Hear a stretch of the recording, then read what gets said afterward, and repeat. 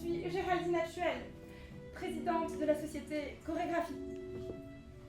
Si nous sommes rassemblés ce soir, c'est pour faire preuve de pragmatisme, de recul et de vision à l'heure du bilan.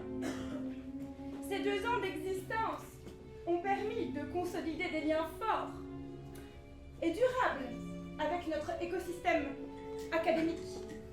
Plus de 500 élèves formés à l'ENSI, à l'ESCP Europe, à AgroParisTech, Mine ParisTech ces 5 dernières années. Nous avons développé et démocratisé auprès de nos clients les écoles de pensée sous-jacentes à nos travaux, la conception innovante, le management et la stratégie, le design et la petite dernière, le design d'expérience.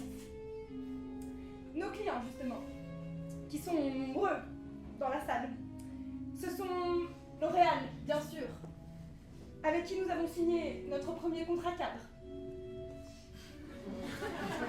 C'est EDF également, avec qui nous établissons des liens de collaboration de plus en plus étroits. C'est bien sûr le groupe La Poste et ses filiales, relations historiques nées au creux de la petite DIDES, direction de l'innovation et des e-services. Ces 2 années ont également permis de monter une équipe d'experts aux compétences en design et management, processus d'innovation, et tous empreints de qualité de transmission pour former les collaborateurs de l'industrie à ces compétences clés si recherchées du design. N'hésitez pas à jeter un coup d'œil au catalogue de services qui vous a été distribué à l'entrée. Il contient plus de 18 modules, tous plus innovants et futuristes. C'est aussi 200 collaborateurs formés et accompagnés dans des départements de R&D, de transformation, des ressources humaines. Plus de 30 projets innovants qui ont vu le jour.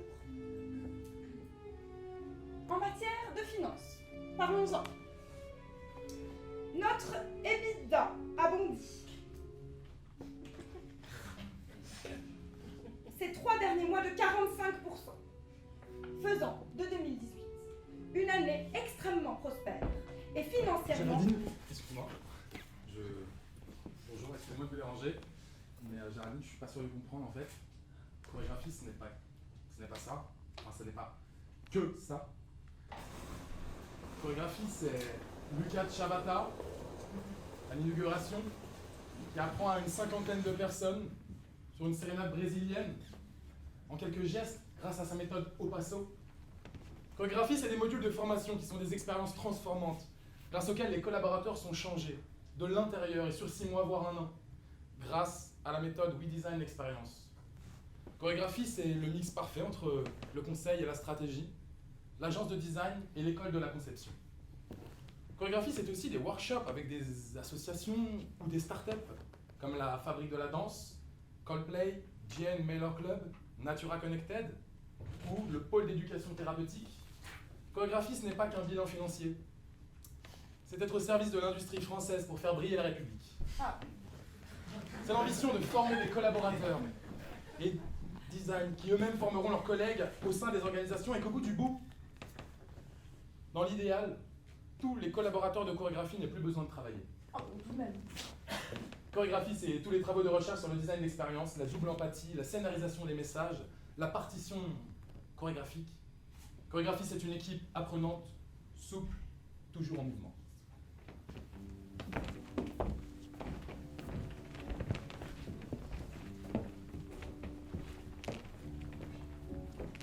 L'exemple d'HBO montre qu'il est indispensable de savoir réfléchir avec les mains, même lorsqu'il s'agit de concevoir une stratégie d'entreprise. Cette règle s'applique aussi lorsque le projet porte sur la redéfinition de l'entreprise elle-même, car les institutions sont contraintes d'évoluer pour suivre les changements qui interviennent dans leur environnement. On parle couramment ici et là de réorganisation, mais au-delà de l'expression cliché, c'est un bouleversement culturel complexe et décisif, et un problème difficile à résoudre s'il n'est pas soutenu par une méthodologie inspirée par la pensée design. On dresse des organigrammes et des graphiques abstraits. On énonce des directives et on planifie sans matérialiser les décisions prises par un prototype construit avec les mains. Un prototype. Le garage, c'est souvent le lieu où on trouve les outils, les copeaux, l'auteur du métal brûlé et les astuces de bricoleurs aguerris. C'est là que j'y ai bricolé mon premier vélo, puis toutes sortes d'engins. Puis ensuite, j'y ai coulé des petits objets en résine. L'imprimante 3D est mon prochain cadeau de Noël. Aujourd'hui, le garage, c'est aussi faire exister les projets, les faire naître. C'est aussi là que naît la fierté de son projet, de le montrer. C'est aussi le cimetière de quelques échecs. C'est aussi mon jardin. Je m'appelle Alexandre Lambert, je suis designer et ingénieur mécanique. Et je me suis fait une spécialisation dans prototyper et concrétiser des idées. J'ai horreur d'entendre que c'est impossible ou c'est trop cher à réaliser. Plus c'est fou et plus c'est innovant, plus ça bouscule les habitudes, plus vous me verrez dans les parages. Chez Chorégraphie, l'idée c'est de cristalliser les idées, non pas pour les figer, mais pour les faire exister, pour les montrer, pour les démontrer, pour valider les hypothèses d'expérience.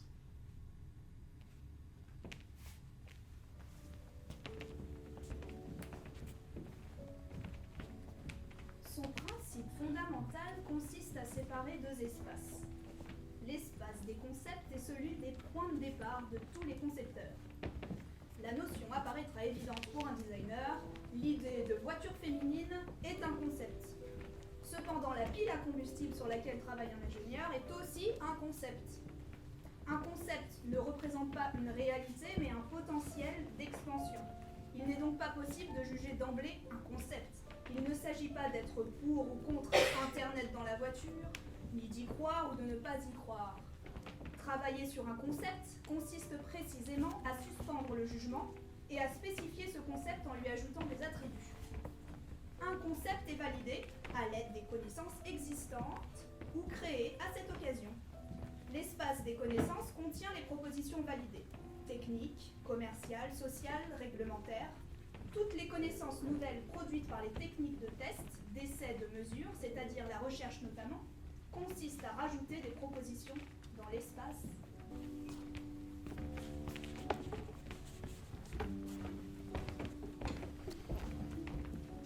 Nous avons tous offert et reçu un présent au moins une fois dans notre vie. Certains cadeaux sont utilitaires, pratiques, nous font voyager et nous remémorent un souvenir. D'autres sont utiles, sont inutiles, sont empoisonnés ou un sens caché. Et puis, tout peut être offert. Des cafetières, des sacs, des porte-sacs, des albums photos, des paires de chaussettes humoristiques, des livres, des voyages, un aimant à réfrigérateur. Il y a ceux qui aiment faire des cadeaux et ceux qui n'aiment pas. Mais ce qui va nous intéresser ici, c'est qu'alors que tout le monde fait des cadeaux, peu d'entre nous ont le don de choisir d'excellents présents, à la fois très pertinents et très justes. Ma conviction est qu'un designer est quelqu'un qui adore faire et surtout concevoir le bon cadeau, à tel point qu'il en a fait son métier. Cette compétence dans le geste d'offrir exige en effet de jouer de tous les raisonnements du design et notamment de mettre en œuvre une démarche rigoureusement centrée sur l'utilisateur. Ce qui peut sembler à chacun un raisonnement subjectif et sentimental, faire un cadeau à un ami, est en fait une démarche intelligible et que l'on peut structurer si l'on accepte de prendre aussi en compte son intelligence émotionnelle et humaine. L'empathie, à l'évidence, est la qualité maîtresse pour se mettre au service de la personne à qui on souhaite faire un cadeau. Elle est aussi une ressource privilégiée pour penser ce cadeau. Mais cette empathie, on l'a vu, envers notre récepteur n'est pas suffisante. Elle doit aller dans les deux sens. Bonsoir, je suis Marine. Attirée par les volumes et l'espace, j'ai rapidement porté mon regard sur les gens qui y déambulent. Partie à la conquête de nouveaux territoires comme la Chine, j'y ai étudié la recherche et l'innovation d'usage. J'ai appris à poser mon regard sur les interactions entre les hommes, l'espace et les objets. Je suis designer d'expérience, sans cesse en quête de nouveaux terrains de jeu. Et suivant mes expériences personnelles, j'oriente mes explorations comme la transculturalité, la cuisine sous toutes ses formes, l'optimisation de l'espace, mais aussi la coordination et la relation au sein des organisations. L'observation est un élément capital pour la compréhension et le bon développement d'un projet. Et avec chorégraphie, je développe, j'anime et je révèle un projet avec différents outils et différentes méthodes qui permettent d'avoir différents points de vue et de regarder tout simplement autrement.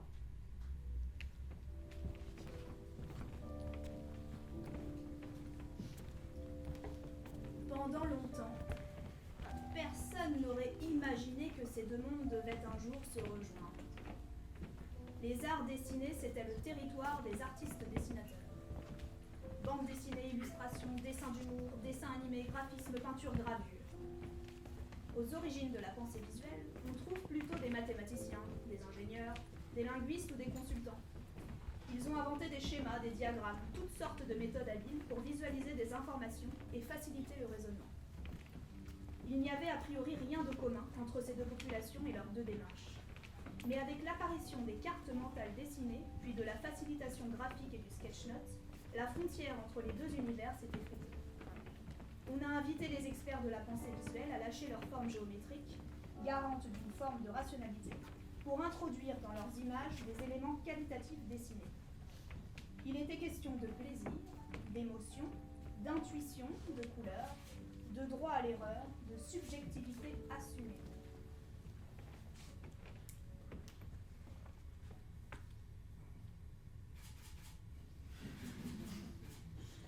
Bonjour, je suis Sophie. Pour moi, la communication orale et verbale a toujours été une grande énigme, tant enfant qu'adulte, alors que pourtant j'arrivais beaucoup plus facilement à faire passer mes idées par le dessin. Et c'est seulement à l'âge de 30 ans, donc assez récemment, ça fait que 5 ans, que j'ai commencé à appréhender les mots en transmettant ma passion pour la communication non verbale. Et bonjour, je suis Esther. De mon côté, j'ai fait une école d'ingénieur en bâtiment et je me suis retrouvée conducteur de travaux sur des chantiers. Et j'étais assez effarée de la quantité de malentendus et d'erreurs qu'il y avait avec que des gens parlant la même langue qui ne se comprenaient absolument pas, quand bien même il y avait des plans, parce que c'était une personne qui avait fait le plan et le plan n'avait jamais été co-dessiné entre les différentes personnes du chantier. Et c'est là que j'ai commencé à me dire que finalement, parler n'était pas toujours la meilleure solution de partager une idée, de transmettre les informations. Je suis formée en design produit à l'origine. Moi aussi. Et je suis désormais illustratrice. Et moi aussi. Et avec chorégraphie, je suis là pour aider à mettre en image, à communiquer vos idées, vos projets innovants, pour les transmettre au plus grand nombre de votre organisation, et en passant par des outils de communication comme la brochure magazine et également le motion design qui est la vidéo animée. Et donc avec Sophie, nous avons la capacité de vous permettre de construire ensemble des idées en dessinant, avec l'idée que chacun prenne le crayon, que tout le monde mette la main à la pâte et qu'ainsi on soit persuadé que la vision soit commune et non pas une personne qui a compris quelque chose, une autre qui a compris l'inverse, et pourtant tout le monde sort de la réunion en étant ravi, en pensant que tout est ok. Nous sommes toutes les deux persuadées que le dessin permet d'éviter beaucoup d'écueils et au contraire d'enrichir l'innovation.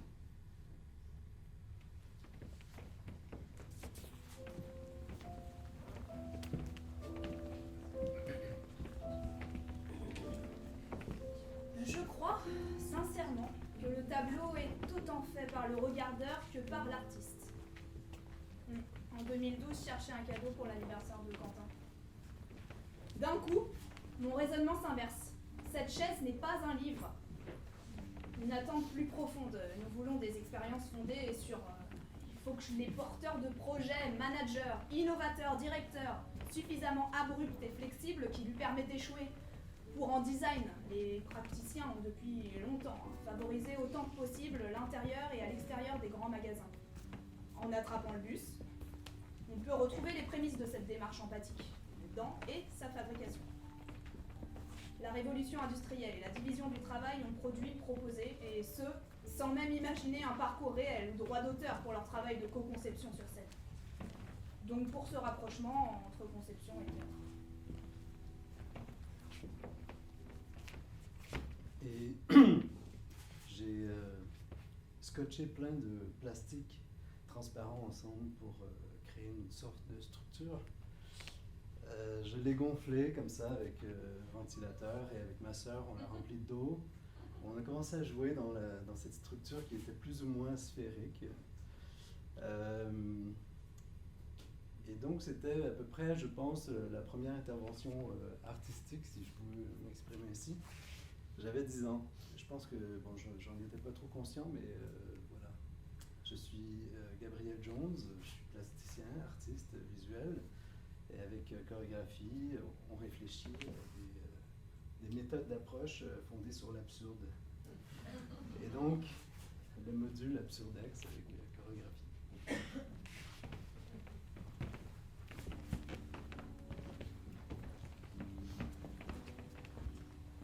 Une autre façon de renforcer la dimension d'accompagnement viendra sans doute par l'intervention de dessins collaboratifs.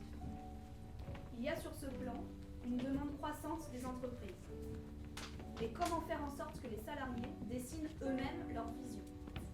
Comment créer des dessins collectifs?